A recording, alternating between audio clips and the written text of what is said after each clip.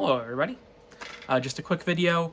I'm going to go over projects I'm currently working on, just over a bunch of different blasters, and just let you know what's going on. If you hear noises in the background, it's two printers over there doing prototype parts. So let's get started. I'm doing a lot of preparation for Maryland Mayhem, the blaster display booth that I'll have. So I'm getting a bunch of blasters that are prototypes and stuff like that ready for usage at the event. So, going one blaster at a time, I've been working on fixing some things with the first Excalibur prototype. Right now, I'm printing a new version of the Talon magazine passive adapter thing. So this goes in here, and it's held in with a pin here, and then that lets you use Talon magazines in the magwell. So on the new one, I have added bigger little tabs here and here that prevent the magazine from going too far up.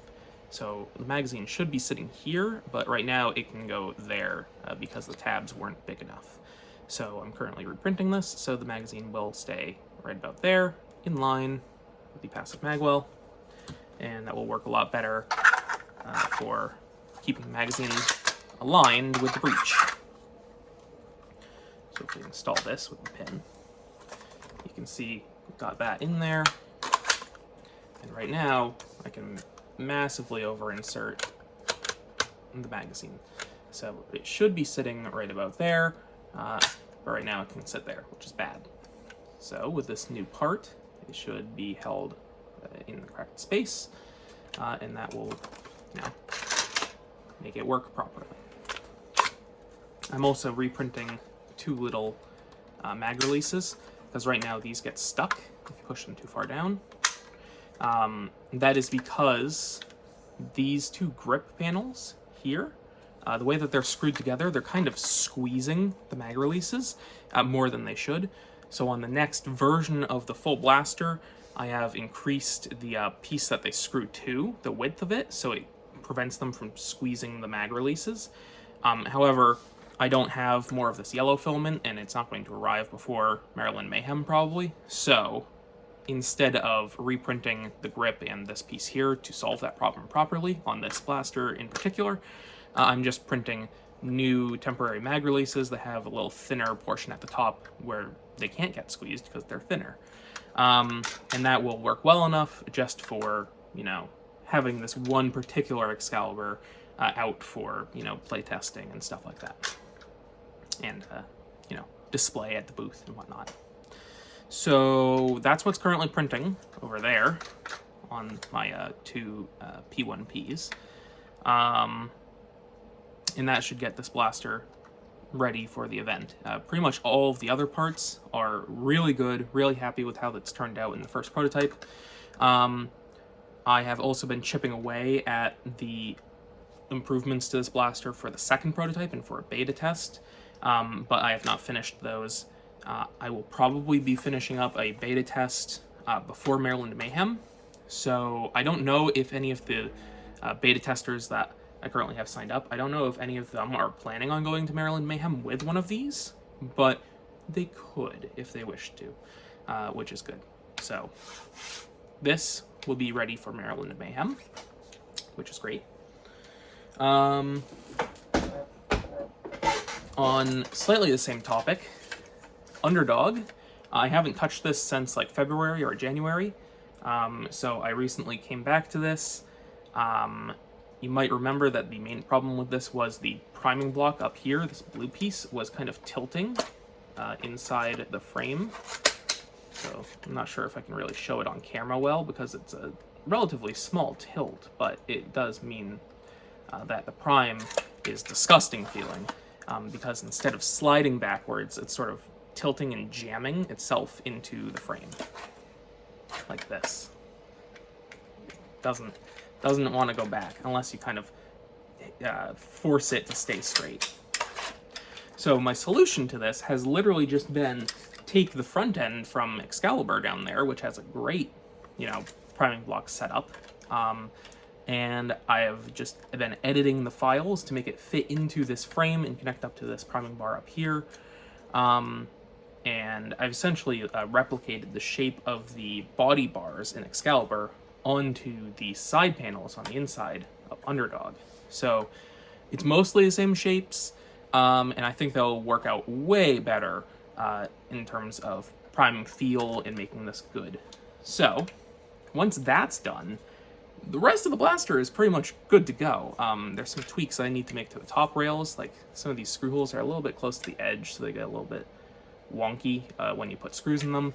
I'm gonna fix that, but in terms of like functionality and assembly and stuff like that, the rest of the blaster is really good, as far as I can tell. So once I make that tweak up here to the new front end and priming block setup, and if that works as well as I'm expecting it to, then this will be pretty much done, which is exciting. Another thing that I've been working on this, sort of thinking about less than 3D modeling, is how I want to have the elastic version of this prime set up, where right now you can see this plunger rod has a hole in it. I'm not sure if you can really see that. There you go. The plunger rod has a hole in the back of it. You thread elastic through these sort of dog ears here. There's a hole in the front of this. You thread elastic through that, through this hole, and then through this on the other side and tie a knot on each end. I don't think that's really good because you can't really adjust it, and it's a bit of a pain to set up like that. And also, if you have the elastic too short, then you can't get the prime all the way back before the elastic sort of maxes out. So what I'm planning on doing is maybe changing out these sort of dog ear attachments for something that better clamps up here, like sort of like how I did the silly shell Picatinny holders with that sort of clamping with M3 screws. I'm probably going to try out something like that, and then have it so instead of it being one long piece of elastic that you loop through all this, it's going to be an even longer piece of elastic that you loop around it completely, and then tie it to itself. So it's a ring, essentially, as opposed to a line, if that makes sense. So it's going to be fully enclosed, and that's going to make it easier to both put multiple pieces of elastic through this, so you can have like 2 full loops of elastic for more power, or 3, or etc, etc. And it's also going to make it easier to extend it to have it on any of these Picatinny notches. So for example, if you wanted to have a lower amount of power, you would loop the elastic from back here all the way to up here, loop it around once or twice, and that would give it enough stretch length to fully move the plunger, but it would also give it less power because it's not being stretched as much over the full length of the elastic. And then if you wanted more power, you would have it slightly further back. You know, adjustability and stuff like that for people that want to have elastic prime on this without using, you know, a mainspring here. So yeah, that's what I've been working on. As far as like this particular prototype that I'm holding right now, it's pretty good. I haven't really tested out the stock much because of this prime up here. I haven't really used it in the game much, but the stock seems fine. I do need to deal with a little wobble here on this magwell chin, which is weird because it's literally the same part as Alchemist, and that doesn't get wobble. So I don't know what's going on there, but whatever it is, I gotta fix that.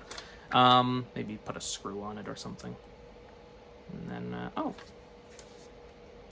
I see the problem. The problem is that the screws are not fully tightened. Okay.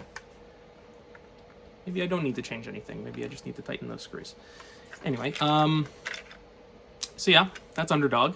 I'm hoping to get those changes in the front done before Maryland Mayhem and reprint it, reprint the front and have it ready for the event. But if it's not ready for the event functionally, I'm still going to bring it. I'm just going to have it on the display booth table as like a, you know, look at this, please don't touch it sort of thing. What's next? I've been working on, I'll leave that to last. I've been working on, where did I put it? There it is. Second prototype for Breacher. Got some good advice from people both in the YouTube comments and on Discord regarding improving the small issues I had with this current prototype. So I'm probably going to be trying to do some like temporary improvements to this blaster just for this exact build of it, this second prototype, like add some extra parts to it as a stopgap so it's functional for the event. I will not be using it at the event, like for the HVZ at Maryland Mayhem, but I want to have it working for the booth table, stuff like that. I'm not using it in the HVZ, not because I don't think that would work, but because I just don't really want to use shell blasters in HVZ, because then I want to go around and pick up all the shells. Whereas if I use something else, then I won't have to pick up shells, which is nice. So yeah, I'm going to work on some stopgap improvements to this. Mainly, the thing on my mind is changing the shape of the breech face to have the rim of the shell completely enclosed within the breech face. A few people mentioned that in YouTube comments on the last video on this blaster. Very good recommendation. So I'm going to do that. And I hope that will make it work better and hopefully well enough to be at least cycling and firing at the Maryland Mayhem booth. You know, reliably-ish. And then, so doing that on this exact prototype is, I hope, going to be easy. I don't think that there's that much space around the edge of this breech face print to like really do that well in this form factor without reprinting a bunch of parts. So I'm going to try to do it as best as I can with just changing this one part, and hopefully it works. If it doesn't, then this is just going to be another, hey, you know, you can try it out, but it's probably not going to work as well as the release version, sort of thing at the booth. And then the proper solution for this would be to reprint a bunch of bits and change up that properly. The other thing that I've been working on in preparation for the event is the Cone Blaster. Printed it out.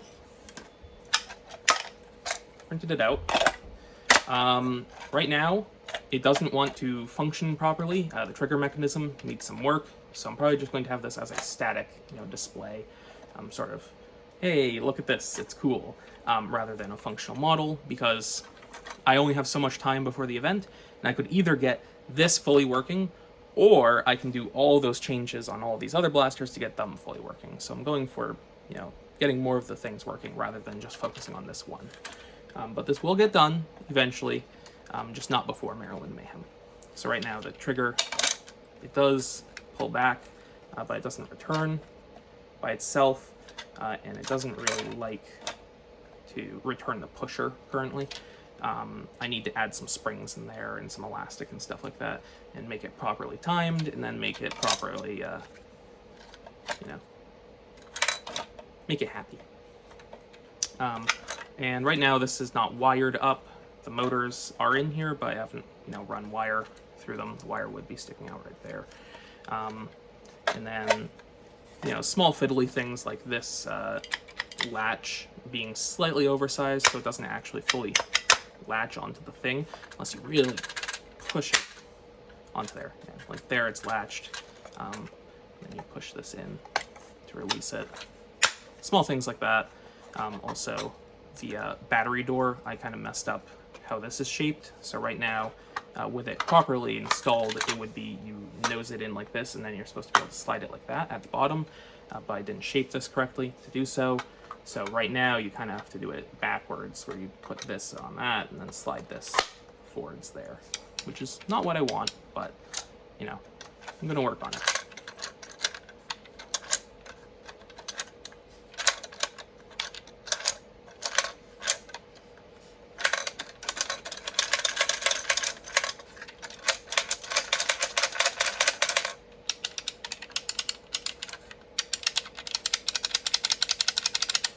Yeah, so working on that. And then finally, I've been working on the HPA blaster, the HPA Thing. I reprinted this sort of back cover that makes up the gear track system for the RAM. So I reprinted this thing. I made the text a little bit bolder, printed a little bit nicer. And I also made it so there's a pinion gear inside of here. There's basically 2 gear racks here and here that go like this, opposing each other. And there's a gear in between them. That gear was pivoting on an M3 screw in the previous version. I have now changed that to be a captive pin. So it's a small little pin that the gear sits on, and then this back portion is made out of 2 halves. So it's sort of like cupping either end of the pin, and it makes it so that it can never walk out. I actually have the old print right here. Okay, here we go. So you can see this was the pin for the gear, and because it's a gear, it was spinning a lot, and it was loosening the pin, and it was just kind of falling out. Or screw. It was loosening the screw, and the screw was just kind of falling out, even with thread locker. So now it's a captive pin. Now it can't fall out because it's stuck in there, and that's good.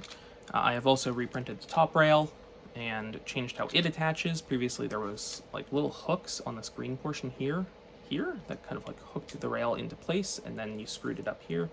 I didn't quite like that. It was a little bit too prone to like print tolerance issues. Like if it was too bulky back here on the green bit, then it wouldn't fit correctly, and then it would misalign all these screws. So I changed that. Right now it is a little tiny screw. It's not one of these screws, it's smaller. It's closer in size to like one of these screws. So I got that in there, and I'm waiting on my McMaster order, which is coming today, to actually get those new screws to install this. Right now this is sort of loose. But there's going to be a little tiny screw there, which is nice. And then other than that, I'm planning on fixing this little gap here in between the body pieces. That, as far as I can tell, is caused by the turnaround in here, the bit that takes the air from the tank down here and brings it up and out the barrel. That is a separate piece which dovetails into this green outer casing. And I think that orange piece, the tolerance is a little bit too wide in the back portion, so I'm going to just thin it out a little bit, and that should let this sit flush here. It doesn't like cause any issues functionally as far as I can tell. Like, it's working fine. It just doesn't look professional. Doesn't look very nice with that little gap there, so I'm gonna fix that up. Other than that, this blaster is really, really good. I'm quite happy with it. I don't really need to change much more of it. I did print this little thingy here, which is like a cap for an M3 screw, so that's now a proper bolt handle.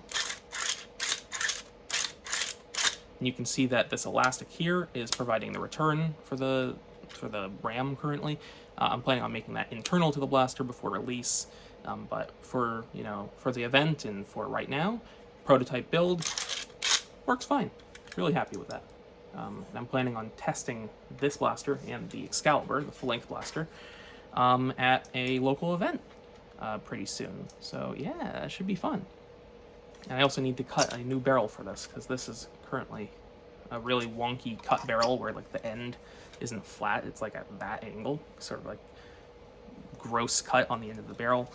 So I need to cut a new barrel for this and get the scar properly attached, and then it'll be good to test. So yeah, that's the stuff that I'm working on in preparation for Maryland Mayhem 2025. Yeah, I'll let you guys know about progress updates on various blasters as I work on them, and I look forward to seeing you at Maryland Mayhem. Make sure to stop by the booth, and if you see me in person and you want to say hi, just say hi. YouTube-y things. Subscribe, like, share, ring bells, those things. I have a Patreon if you want to help support all these blaster things, like shells, and look at this big rack that I got for all my other blasters. Isn't that nice? So if you want to support all that stuff, I do have a Patreon. I also have a Buy Me a Coffee for tips. Money is nice. And then finally, I do need to mention that some of these blasters that you've seen today, the filament for them was provided for me free of charge by Polymaker. So like this green, this dual color gray-white thing, the red for the Breacher, the yellow for the Excalibur, stuff like that. Polymaker filament. Free of charge. Thank you, Polymaker. So, other than that, thank you for watching, and hope you have a nice day. Yeah. Alright.